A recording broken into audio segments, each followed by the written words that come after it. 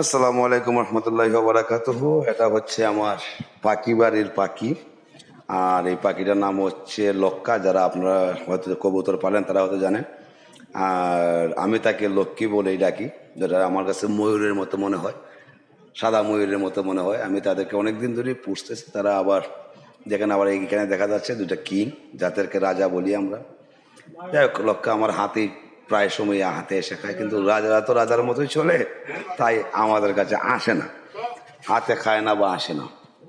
যাক, এরপরেও আমি লক্ষ্যার কাছ থেকে দুটো পুটপুটা ছানা পেয়েছিলাম, উপহার দিয়েছিল তারা। একটি ছানা অনেকটাই বড় হয়ে গিয়েছিল, কিন্তু তারপরেও আমি ধরে রাখতে পারিনি। আমার পোষা মিনিটা একটা ছানাকে ধ্বংস করে দেয়।